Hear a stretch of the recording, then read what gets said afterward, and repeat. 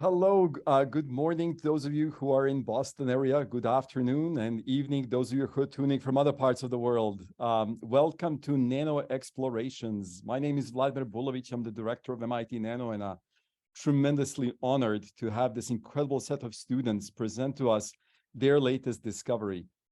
What we are very lucky to witness today is going to be a talk by Peter Satterthwaite, who works with Professor Farnaz Nirui. And his focus will be on van der Waals integration beyond the limits of van der Waals forces. With that, I will stop. I will pass the floor to Peter in just a moment, after I remind you that if you do have questions, please hold them till the end of the talk. At that point, please raise your hand, type your questions in the chat. If you raise your hand, we'll call on you and ask you to actually ask the question directly. Very good. With that, let me pass the floor to Peter. Peter, please take over. Great. Thank you, Vladimir. Hi, as Vladimir mentioned, I'm Peter. I'm a PhD student in the Nirui group. And today I'm going to talk about a new fabrication approach we developed that lets us do a van der Waals integration in a way that gets around the fundamental physical limits of van der Waals forces. Let's see if I can get my slides working. Great. So van der Waals integration is an exciting opportunity because it allows you to take diverse materials ranging from molecules to low dimensional materials to more conventional bulk materials and bring them together to form heterostructures out of these diverse materials. These are heterostructures that couldn't be formed through conventional fabrication, either because the growth of one material destroys the other, or because the growth of material requires commensurate covalent bonding, which limits the integration of different classes of materials. So from these interfaces, new devices can be formed. So for example, by forming a van der Waals interface between a 3D metal and a 2D semiconductor, you can get ideal diode performance that you couldn't achieve through conventional deposition processes. In another case, by forming a van der Waals interface between gallium nitride and silicon carbide using a graphene interlayer, you can release the overgrown gallium nitride and reuse the silicon carbide growth substrate. So in this second example, the fact that van der Waals forces is weak is essential because that's what allows you to release this overlying gallium nitride layer. But in a typical device applications, you don't want a weak force holding it together because you want to be able to form a structure and have it hold together under its own forces. And this is where the conventional picture of van der Waals integration really fails. In the conventional metaphor for van der Waals integration, the metaphor we use is that 2D materials are kind of like Lego bricks. And the idea is you can take any two Lego bricks, stack them on top of each other and form a new heterostructure for diverse properties with diverse properties. Where this metaphor really fails is that unlike Lego bricks, 2D materials don't stick together when you bring them in together. And if we're really going to torture this Lego metaphor, which I'm going to do right here, the Lego bricks we should be comparing 2D materials to are these Lego bricks. These Lego bricks, I think they're called tiles rather than bricks, if we're being technical. But like 2D materials, the only thing that holds them together is van der Waals forces. So you can bring them together, but you're not going to be able to stick them apart, and they'll come right apart. And this is a fundamental limit of the van der Waals force, and it's so fundamental that even the Lego Mildred Dressel house can't use these van der Waals forces alone to do van der Waals integration of arbitrary, non-sticky Legos or 2D materials.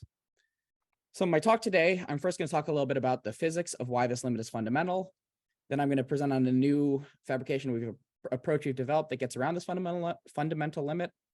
And finally, I'm going to talk about how we can use this fabrication approach to make real devices and do single-step, clean and dry integration of 2D materials to devices. So let's start off by talking about the fundamental physical limits that are imposed by the physics of the van der Waals force. And this is the part of the talk where I'm going to move away from the cringy Lego metaphors. I promise they won't come back. And I'm going to start talking about real materials. So let's say we wanted to have a monolayer of molybdenum disulfide on SiO2.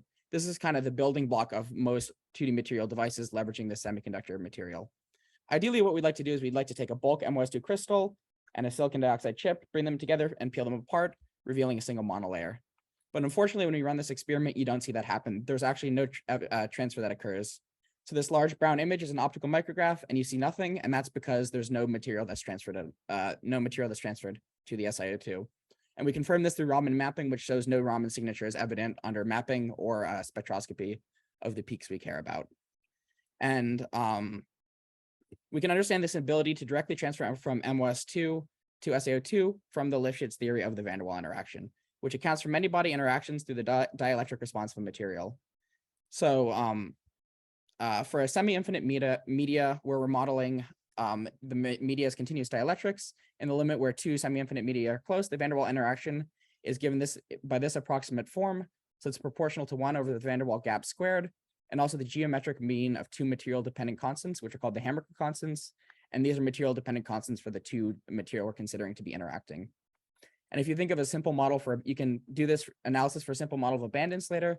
And from this, you see that the Hammaker constant of a band insulator is proportional to the band gap and also to the optical refractive index of the material.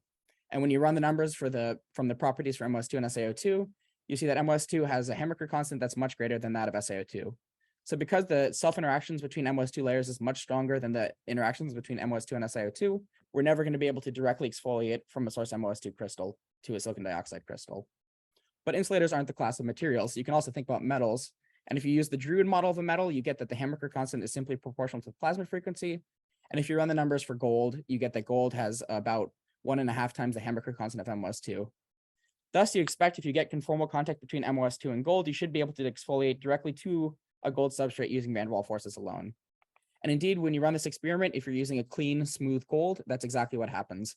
So you again see an optical micrograph here where you don't see anything, but the reason you don't see anything this time is because we're able to exfoliate a single monolayer of MOS2 over large areas onto the gold. And that's confirmed through Raman mapping, which is what's shown in this inset, and Raman spectroscopy, showing the characteristic E12G and A1G peaks of MOS2. So far we've just talked about three different materials, MOS2, SaO2, and gold. We can try to ask the question, is this a more generic properties of van der Waals integration? How generic are these limits that I've talked about with those three materials? And what's going to help us do that is that for bulk insulators, there's an empirical relation that Reddy and Anjanyoulu showed that said that the refractive index of a bulk insulator is related to the band gap through this exponential relation here. And I'm going to use that to generate this plot on the left. So let me walk you through this plot. The orange line and orange markers represent the Hammaker constant as a function of plasma frequency for metal, and the purple lines and purple markers represent the Hammaker constant as a function of the band gap of a semiconductor or insulator. And what you see is that for semiconductors and insulator, regardless of the band gap, they have a relatively low Hammaker constant. In contrast, common metals like titanium, gold, and chrome, their plasma frequencies that they mean that they have relatively high Hammaker constants compared to these insulators. And if we annotate this plot additionally with some common 2D materials, so for example, graphene, tungsten diselenide, molybdenum disulfide, and hexagonal boronitride, we see that these common 2D materials all have Hammaker constants that are in excess of the Hammaker constant achievable for a bulk insulator of any band gap. So what this means is that even though van der Waals interfaces are exciting, because these van der Waals forces are tied to the optical and electronic properties of the constituent materials, we can't directly use them to fabricate arbitrary interfaces using the van der Waals forces at that interface alone. So this is kind of a fundamental limit that comes from the physics of van der Waals forces. And now that I've introduced it to you, I'm going to show you the fabrication approach we've developed to get around this fundamental limit and do van der Waals integration of arbitrary heterostructures. But before I do that, I'm going to have to introduce you to the conventional way that this limit is addressed. And since this isn't an audience of 2D material researchers, hopefully I'll give you enough to kind of understand how people have done this before. So in order to get a 2D material onto a useful substrate, the conventional way that would be done is through what's called the sacrificial layer approach. So using the gold exfoliation of MOS2 as an example, we can first prepare the MOS2 on gold, then use that gold as an intermediate sacrificial layer to transfer to our final receiving substrate, for example, SiO2, then etch away the gold in a wet process, making the desired MOS2 on SiO2 interface. And such a transfer actually was demonstrated a couple years ago by the Shu group at Columbia, and that allowed them to do centimeter scale exfoliation of various transition metal dichalcogenides onto SiO2. And gold is just one of the sacrificial layers that has been used in the literature. The common PMMA-based transfer of CVD graphene follows the same fundamental structure. So here, the growth substrate is a monolayer of graphene on a copper foil, and the sacrificial layer we're going to be using is PMMA, which is a common laboratory polymer. We're going to remove the source, this time through a wet etching process, then use the sacrificial layer to transfer the graphene to the receiving substrate. The sacrificial layer is again sacrificed using a wet process or some combination or through a dry destructive burning process, and that gives the final graphene on SaO2. But what we actually get isn't something like this nice schematic illustration. You get all sorts of non-idealities introduced by this destructive processing necessary to sacrificial layer transfer. So on the bottom right here, you see an optical micrograph of a particularly bad transfer that I did using this PMMA-based approach. And even though this transfer is particularly bad, these same features are present in any sacrificial layer transfer of 2D materials, where there inevitably is going to be introducing some tearing, changing the mechanical properties of the material, and also inevitably some residues, polymeric residues being introduced, changing the electric and chemical properties of the material. And at this point, all we have is a 2D material on a gross substrate and we haven't even made it a device. If we want to integrate these into devices, you still need to do processing on top of the 2D material device. So you need to pattern the 2D material, then you need to deposit the elements of an active electronic device on top. And this introduces its own set of challenges. So for example, if you evaporate gold on top of molybdenum disulfide, you can only ever observe N-type performance. In contrast, by transfer printing gold and forming clean van der Waals interfaces, you can achieve P-type performance in contrast, which can be predicted from the ideal Schottky-Mott relation. So what this shows is how conventional fabrication that can give you devices that are with fundamentally different properties from their ideal van der Waals counterparts. And that means that your device performance is limited by processing artifacts rather than material properties. So because of these limitations, it's desirable to develop an alternative transfer approach that allows for clean and dry fabrication of van der Waals interfaces. And that's the transfer approach I'm going to talk about now, which is what we've developed, and we've called it adhesive matrix transfer. So I'll now go through how we use this adhesive matrix transfer approach to do direct dry integration of 2D materials. So we begin this adhesive matrix transfer by fabricating the pattern features of interest. So this would be a low adhesion material on top of a carrier substrate. We then coat these features in a high adhesion material and use that high adhesion material to peel off the heterogeneous surface, revealing a planar, smooth surface where we have these low adhesion features of interest embedded in an adhesive matrix. This surface is immediately brought into contact with the 2D material and the source crystals peel away, revealing a 2D monolayer spanning both the high adhesion matrix and the low adhesion surface of interest. And the key to this transfer working is that we're forming clean van der Waals interfaces with the low adhesion feature of interest, while at the same time, the transfer itself is being enabled by the strong adhesive interactions between the 2D material and the matrix of interest. And in contrast to sacrificial layer approaches, we're doing this in a totally clean, dry, and polymer-free manner, preserving intrinsic properties of the 2D material and the interface. And the fact that I've drawn these materials as purple and yellow is not accidental. These are meant to make you think of SiO2 and gold. And indeed, we realized this generic transfer scheme with a specific material system of MOS2, SiO2, and gold. So on the right here, you see an experimental results of such a transfer, where MOS2 in the monolayer form is transferred across 4 micron SiO2 features embedded in a gold adhesive matrix. Raman mapping of the E12G peak, like we did before, shows that the transfer is continuous, where we have MOS2 both on SiO2 and on gold. And from the Raman spectra of MOS2, based on the splitting between the 2 characteristic peaks, we show that we're able to transfer a monolayer of MOS2. And on the right, I'm just showing one region. We can do this over large areas. So on the left, you see an optical micrograph of SiO2 features at different sizes and densities. And this is just one optical micrograph. We can do this at the millimeter scale, limited by the availability of high quality MOS2 crystals for this transfer. If we look at feature size versus yield, we see fabrication yields as high as in excess of 80% for 2 micron features. And this is consistent for both circle and square features, with a slight decrease in yield as size increases. We also characterize the transfer material through photoluminescence spectroscopy, and we see bright luminescence of photoluminescence in the region where MOS2 is on top of SiO2, and that's in contrast to the quenched photoluminescence of MOS2 on gold. And that is the real reason why, one reason why gold is not useful, because in addition to being conducting, it quenches photoluminescence, limiting the ability to use MOS2 on gold for optoelectronic applications. And this approach works with other material systems beyond what I've already shown. We can also replace the SiO2 with alumina and transfer the MOS2 directly to a heterogeneous alumina gold surface. We can switch out the 2D material, so we can also work with another common transition metal dichalcogenide, tungsten diselenide. And we can also work with different classes of 2D materials. So here I'm showing transfer of gallium sulfide onto SiO2. So gallium sulfide is a transition monochalcogenide, which is a different crystallographic structure than tungsten diselenide or molybdenum disulfide. And what this shows is that our adhesive matrix transfer is a versatile approach for clean integration of diverse materials that cannot be directly integrated through the forces at the interfaces we care about alone. And beyond that, we can also extend this system beyond the direct dry fabrication of pristine materials onto low adhesion insulating structures.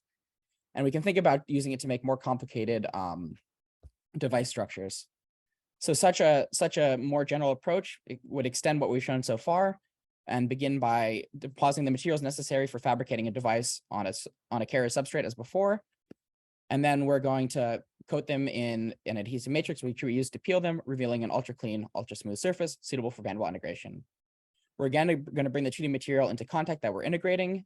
It could be a pristine transition metal dicalcogenide crystal as before, or it could be some other 2D material on a suitable source substrate. In this case, I've drawn graphene because that's what I'm going to be talking about in the next section of the talk, but this approach is kind of a more generic approach to work with generic 2D materials. And by fabricating this way, we again achieve clean van der Waals interfaces between the 2D material and the materials we care about for making a device, where the forces providing transfer are still being created by the adhesive matrix. And in contrast to conventional approaches, this transfer is going to be fundamentally dry. It can be low temperature. And because there's no post-transfer fabrication on top of the 2D material, you should be able to achieve clean van der Waals interfaces between the 2D material and the materials we care about. And if we're smart about our adhesive matrix, we should be able to also work with diverse different materials. And through smart process design, we should, because we're doing a fully dry process that could be scaled up to the chip and wafer scale, we should be able to use this approach to do large area alignment. So what are the properties we needed from an adhesive matrix in order to enable this transfer? Well, we want the adhesive matrix to be soft, and that's to enable conformal contact between the 2D material and the matrix itself to maximize adhesive interactions. We also want the adhesive matrix to be insulating because that would allow us to make electrical devices directly on the adhesive matrix without worrying about shorting. And finally, we'd hope the adhesive matrix that have a tunable surface that we can use to engineer the adhesion to different 2D materials and work with diverse material classes. So these three properties are readily fulfilled by polymers. So that's what I'm going to talk, the class of materials I'm going to talk about for the next section. But you could imagine doing this with any material that is soft, insulating with tunable surface functionality. So here's the experiment we used to identify appropriate adhesive matrices. We started with pattern graphene on SiO2, and this is an optical micrograph on the bottom. Here we're working with CVD graphene pattern conventionally because we're primarily in this section looking about how we can use this approach to work with polymers and also to do it in a patterned aligned manner. And CVD graphene readily allows us to work on this patterned and aligned transfer. And what we're going to do is we're going to bring a candidate adhesive matrix into contact with graphene. And if a polymer serves as an adhesive matrix, it should be able to directly transfer the graphene in a dry manner from its source substrate to the polymer itself. So for some polymers, this obviously won't work. So for PDMS, which is a low adhesion polymer, you don't see any evidence of transfer. And this makes sense because PDMS is essentially a porous silicon dioxide. So its interactions are limited to weak van der Waals interactions. In contrast, polymers like SU8 allow for such transfer directly from SiO2 to the receiving polymer in a dry manner. And you can imagine that SU8 will have strong van der Waals interactions, or strong adhesive interactions, both through pi-pi stacking of the benzene rings in the SU8 molecule and graphene, and also the potential for covalent bonding between residual epoxy groups in the SU8 and the transferred graphene. And we can also do this with NOA61, which is a common optical adhesive that's easy to work with in a lab environment. And if we look at the features that transfer, we see that we're able to transfer features ranging in size from 2 to 100 micron circles and squares, and also more complicated pattern features. We can also inspect the same regions both before and after transfer. So here we see the lithographically patterned graphene on SiO2, and if we transfer it to polymer, we see that we're able to transfer every feature with no new tearing introduced during our adhesive matrix pickup. As far as we can tell, we're able to achieve unity pickup yield over millimeter-sized regions of interest. We can also see if this works for other 2D materials. So here we see MOS2 directly on its SiO2 growth substrate as it comes out of the CVD furnace. And if we bring it into contact, we again see that we're able to achieve unity pickup yield where all the MOS2 flakes directly transfer from their growth substrate to the receiving polymer matrix. So now that we've identified appropriate polymer adhesive matrix, we can start fabricating interesting heterostructures. So the first heterostructure we're going to consider is the graphene metal heterostructure. The metal 2D material heterostructure is really important because it forms the foundation of any electronic device based on a 2D material. So on the left, you see an image of a patterned aligned fabrication of graphene on gold. And on the right, you see an optical micrograph of a single set of features and a schematic illustration of the fabricated structure. So from this optical microscopy, we are able to see that we're doing a patterned aligned transfer, but we can't probe the graphene gold interface itself. We're going to do that through Raman spectroscopy. And if we look at the spectra of graphene on gold, we see the characteristic G and G prime peaks indicating that monolayer graphene has transferred. And we also see that there's no evidence of a D peak. It's below the noise floor of our measurement, meaning that there's no evidence that this transfers in introducing damage to the graphene. And by mapping the G prime peak across this graphene flake, we see that this G prime peak is present everywhere, indicating a continuous transfer. We can look at yield as a function of feature size over large areas, and we see that we get the highest yields in excess of 80% for 2 micron features, with a decrease in yield as feature size increases, but we're able to transfer, in this case, transfer features up to 5 microns in excess of 40% yield. And we can also probe the alignment of this feature. So on the right, I have a plot of the alignment accuracy of test structures across a 1 centimeter chip. And what we were able to see is across a 1 centimeter chip, we're able to achieve 1 micron alignment accuracy. And this is limited by the manual alignment procedure we use. You could do even better with an automated alignment system. And what I've demonstrated here is that our transfer is fundamentally able to be dry, patterned, and aligned. And this is something that's difficult to do over large areas of conventional transfers. Most conventional transfers fail on one of these 3 features when you're working at large areas in a scalable manner. So far, these results show that we can use adhesive matrix transfer to fabricate graphene gold heterostructures. However, there still is some adhesion between graphene and gold. It'd be interesting to probe the limit where there's absolutely no adhesion between the 2D material and the material with which we're interested in integrating it. And we can emulate this limit by fabricating suspended structures.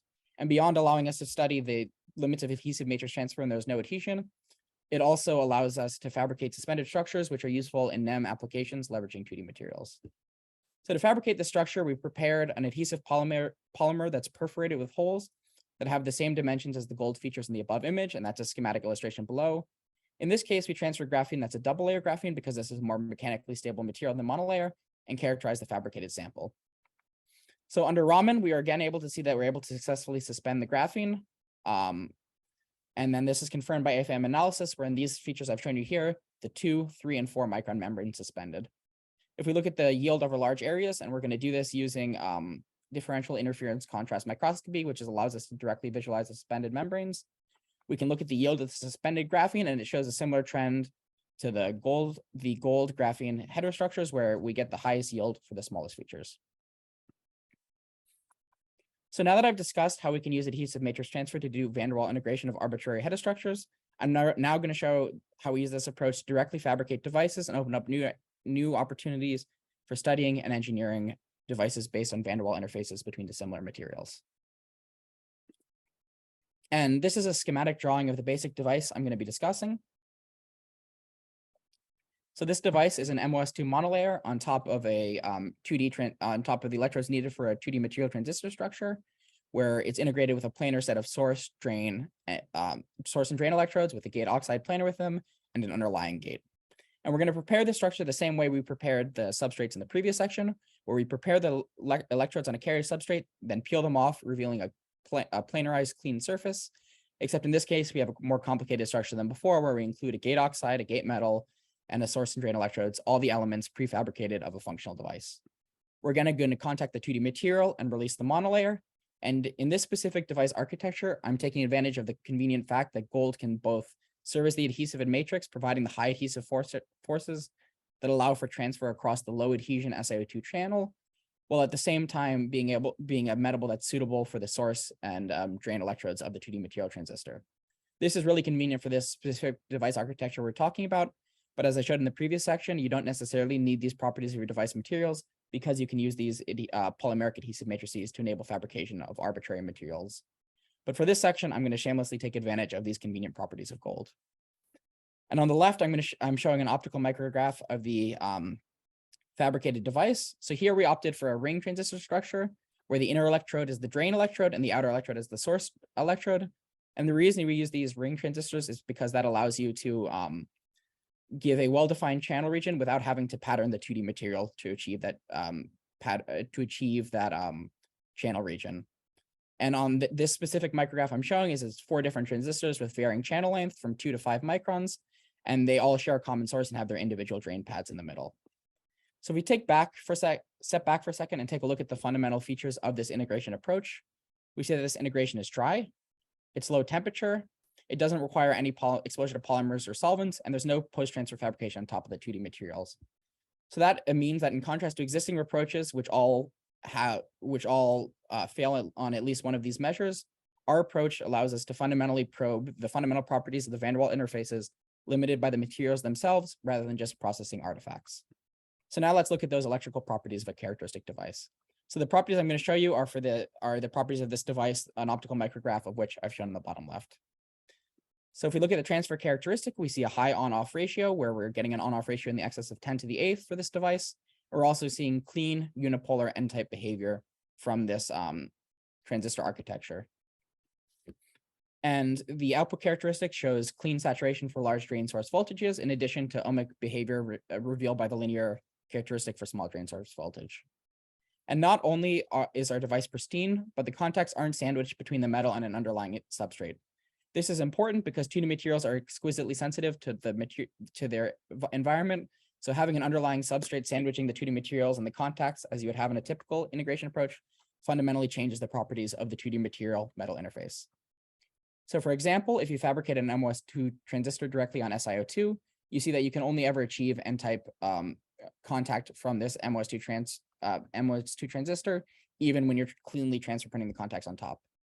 In contrast, if the underlying substrate is a PMMA-based substrate, you're able to achieve P-type behavior, but this is really sensitive to the dielectric property and not necessarily a fundamental property of the 2D material metal interface. What our approach allows us to do is to probe the MOS2 gold interface in its fully clean state with no underlying substrate, and show that in the monolayer limit, which is what we're probing here, this interface fundamentally gives N-type behavior in the absence of any contamination from the process or an underlying support substrate. And beyond just allowing us to study the fundamental properties of this van der Waals interface, we can also use the fact that our surface is exposed to further engineer device performance. So the specific surface engineering approach we used is charge transfer doping with gold chloride. And if you apply this charge transfer doping to an as fabricated intrinsically N-type transistor, we're actually able to achieve P-type performance from these gold contacts. And this P-type performance is fully unipolar with no evidence of an N-type branch, and we're achieving a high on-off ratio of 10 to the 5th, which is something that is really difficult to do with monolayer materials and is enabled by two unique features of our fab. Because we're forming these pristine interfaces, we have suppressed Fermi level pinning, and that means we're able to effectively modulate the contact properties by changing the Fermi level through a doping approach. And also, because the surface is exposed underneath our contacts rather than sandwich, we can actually get the dopant to those contacts and effectively modulate both the contacts and the channel through this doping approach. So beyond engineering the properties of the 2D material, we can also tailor the underlying substrate. So in our approach, what we do is we prefabricate on a carrier substrate, and commonly for us, that carrier substrate is silicon. So on the left, you see an iPhone picture of the electrodes as fabricated on silicon on a 1 centimeter silicon chip. And then we transfer them to another substrate using this peeling approach that I've talked about so far. And because we separate the fabrication of the device from the final substrate they will be on, we don't actually need compatibility between this final substrate and the device fabrication process. And this opens up possibilities to fabricate 2D materials on new substrates that aren't compatible with conventional device fabrication. So here, what I've done is I've actually fabricated devices on PET.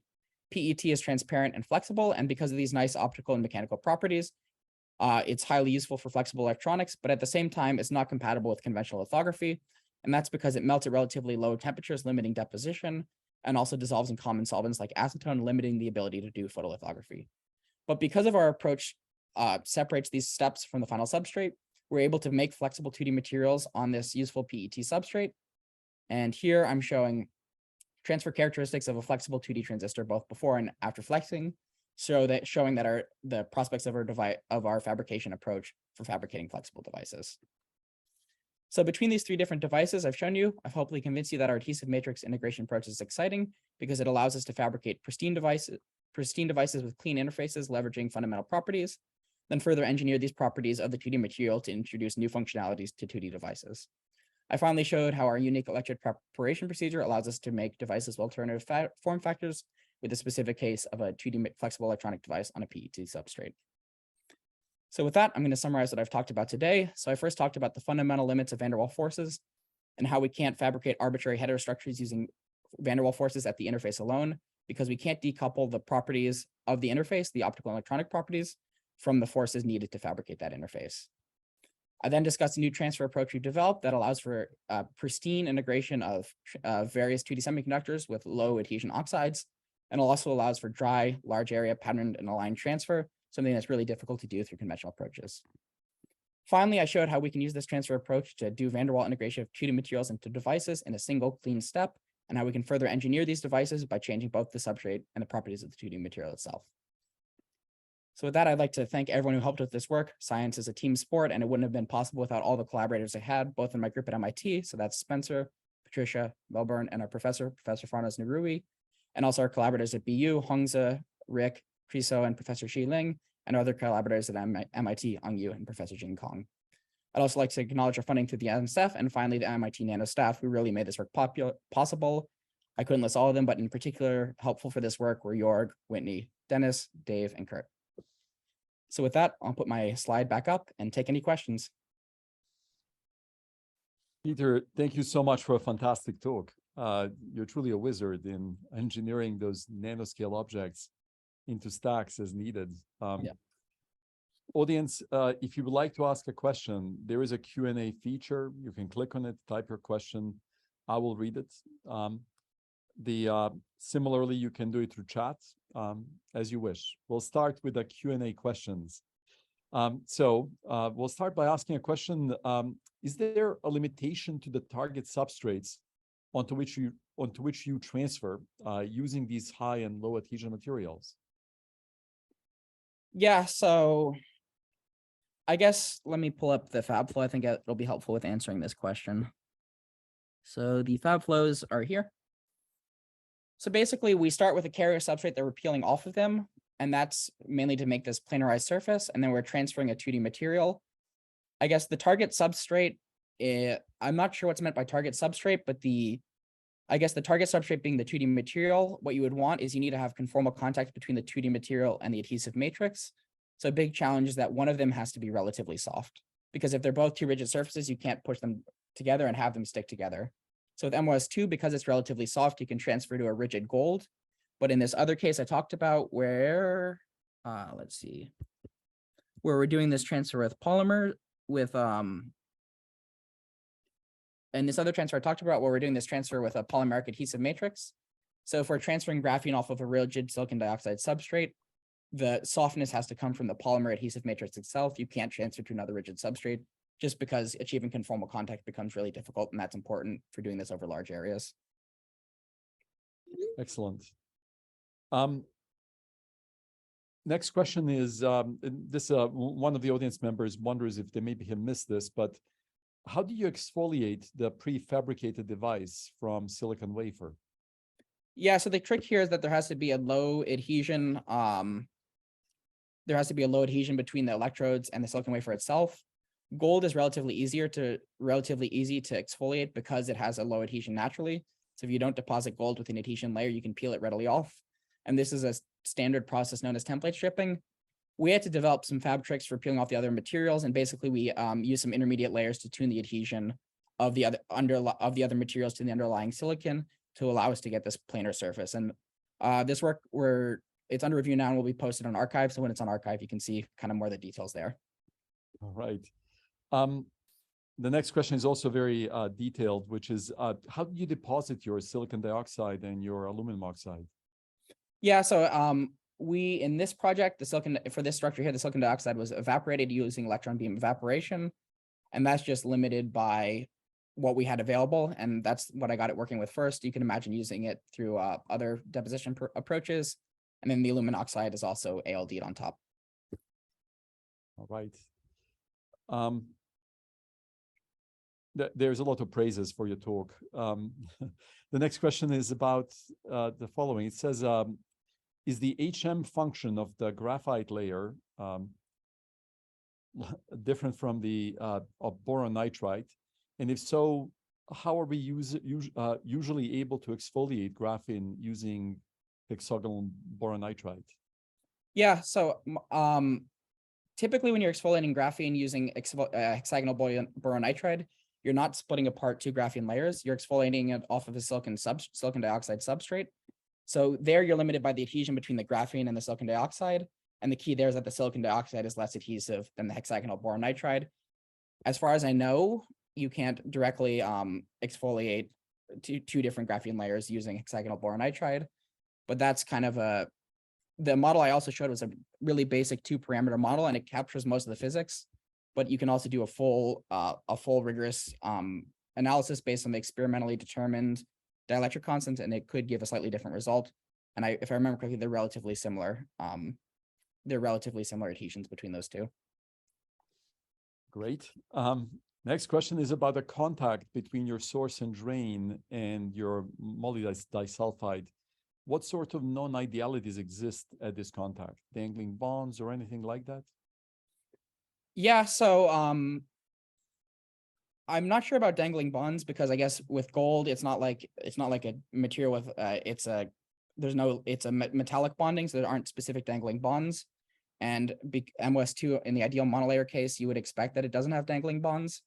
But at the same time, we do one non-ideality you would expect is that maybe it's not a pure van der Waals interfaces. There is some charge transfer between the two different materials. And that could be a fundamental property of the interface that is not purely a van der Waals interface. And you actually see some evidence of that from the Raman spectroscopy. Let me see if I can pull that up. So in the Raman spectroscopy, I gloss over this here, but you do see a little bit of a splitting of the A1G peak that and from that splitting of the A1G peak, some people suspect that is indicative of charge transfer between the two materials, not due to like dangling bonds, but just fundamentally when you bring them into contact, electrons move between the two materials. Well, you impressed many, including in the next question. It says, brilliant project that overcomes key practical issues in nano device engineering. What do you believe are the key remaining challenges between the current status and potential commercial applications of this technology? Yeah, so in this approach, everything I'm doing is at the chip scale. And like I'm making these arrays of devices, but I haven't scaled them up to something that would be at a wafer scale and full system limits. And kind of one of the big challenges there is achieving large area conformal contact between two chips. So for me, when I'm doing this manually, I'm using like two like rectangular chips or a 2D material source crystal and a chip. And there it's just kind of a manual conformal contact process. But there are existing like wafer scale processes for getting conformal contact. Wafer bonding is one of them. So I think adapting this approach to get conformal contact across the wafer scale would be a key aspect towards integrating these into full device systems. Yeah. Extending on that, are you limited to gold as the only metal that can be used for electrodes, as maybe other metals might oxidize during the process? Yeah, so we use gold just because it's really the standard metal for peeling, for doing this template stripping process, and it's very well developed. Oxidation isn't necessarily a limit because the only processing we're doing when the metal is exposed is when we're transferring the 2D material on top of that. So you could imagine doing that single step in a glove box because we're not doing like extensive processing on top of that material. We're doing it in a one step. So there's only a limited exposure of that material to an environment, and you can tailor that environment. And yeah, that's kind of one of the big limits. And then in terms of template stripping other metals, one thing that's nice about gold is it's a relatively low residual stress metal. So when you peel it, it stays flat in its low residual stress state. For some other metals, that's kind of a more difficult challenge you have to work through. Got it. Another question, and Peter, you are inspiring many people in rethinking how to use this technique. How much the chance do you have to actually investigate the atomic level defects, given the fact that your surfaces are fairly large, and you might be trapping maybe extra dust or such? Yeah, that's certainly something that we didn't probe. You can obviously, a common way people will do that will be through TEM. So you'll see images in a lot of papers like this top one on the right here, where you see a TM of a single interface showing a nice clean interface. We haven't probed that. It would be a really cool thing to probe during our experiment. And I guess the real challenge is kind of moving between the small few nanometer scale we see with TEM and the larger optically diffracted limit scale that we probe with Raman. So I do think that's a really worthwhile research direction. It's just hard to probe that meso scale between those two and investigate atomic cleanliness at a larger scale. I think we'll stop here, given the time. Peter, you have given us an extraordinary talk. I very much appreciate you participating in Nano Explorations. And we very much look forward to the next talk. Thank you. So stay tuned and please join us the next time we get together. All the best.